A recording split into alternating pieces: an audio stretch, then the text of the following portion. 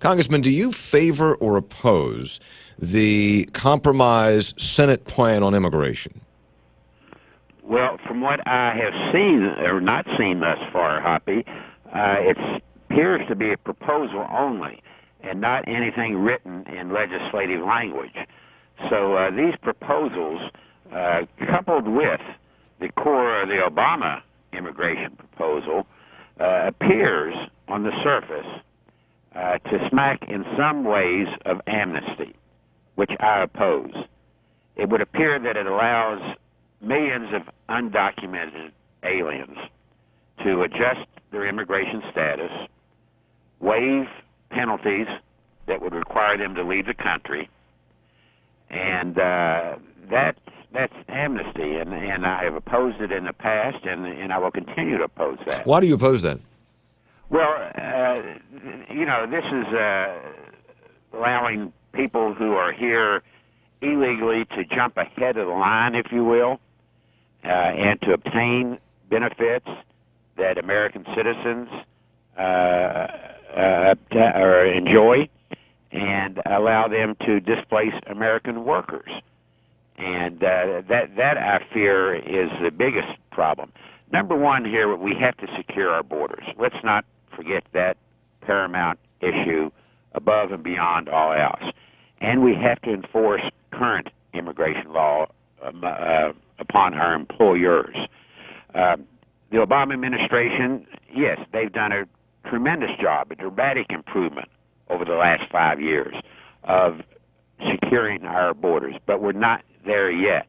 We have over 700 miles of fence that I supported many years back in the votes in the House of Representatives. We have electronic surveillance that has been dramatically improved in recent years. We have unmanned drones along the border. We have increased border and security personnel. So we're doing a much better job on the border of securing our borders.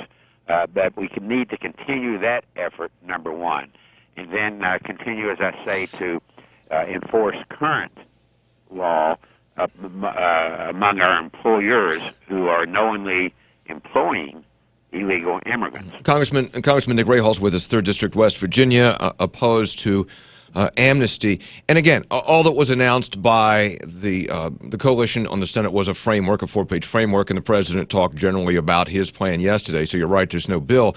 But one of the things that was talked about in the framework by the senators was, which was why it was billed as a compromise, was that first, and this is where the Democrats supposedly gave ground, but first you secure the border, first you make sure that you're enforcing and you tighten things down on the employment front, and then you allow either amnesty or a pathway to citizenship, and those folks would have to get behind others, have to pay back taxes, and others would get behind, and they have to get behind those who have gone through the process legitimately. Now, if that is what it is, does that change your view at all, or is that still to you a form of amnesty which you oppose? Well, if that is what it is, and it has to be firmly nailed down that that's what it is, then I do not necessarily oppose a path to legal immigrants, a path for illegal immigrants to become legal. We obviously cannot deport 11 million or so illegal immigrants in this country. We obviously cannot round them up and put them in jail. So neither of those options are available.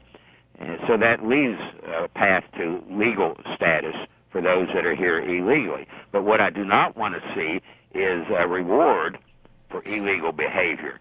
I do not want to see more illegal immigration occur in the future, which is what happened back in after the 1986 amnesty that was advocated by President Reagan. Right.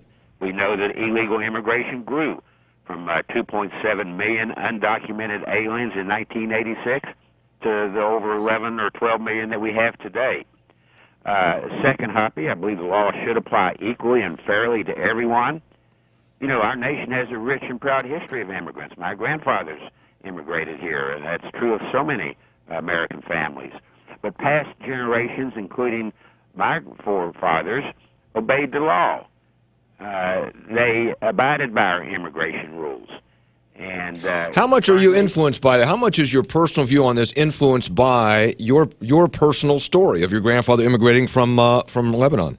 Well, I think both my grandfathers did, and I think that's influence upon all of us as we consider this debate. And it will become more emotional as we move forward. But certainly our personal backgrounds influence our thought and our debate and how we view our immigration laws. But again, to say that the current population of illegal aliens does not have to abide by the same rules that everyone else did in the past and has to is wrong. Congressman, let me real quick on gun control, and I think from previous interviews, I know where you are on this, but just given the fact that the hearing started on the Senate side today, I just want to go over this one more time. And I believe your position is, and correct me if I'm wrong, that you are against any additional gun control measures such as the assault weapons ban as proposed by Senator Feinstein. Is that correct? You're correct. Okay. Again, as I said, we need to look at this in a comprehensive approach. We need to look at violence in the media. We need to look at how guns come into the hands of those with a deranged mental background or criminal background. We have to examine the background checks. We have to look at... and on those real quick, I'm sorry, do you support, as Senator Manchin talks about, do you support universal background checks? Well, I'm not there yet. I have to see what else is in the package as well. Certainly there's room to strengthen our current background checks. I mean, these shadow sales that allow legal purchases, yet then subsequent sales to criminals or mentally deranged individuals has to be strengthened, and that's a current loophole that, yes, I support strengthening that. Okay, but not necessarily universal background checks. I have to see what else is in the package, Hoppy. All right.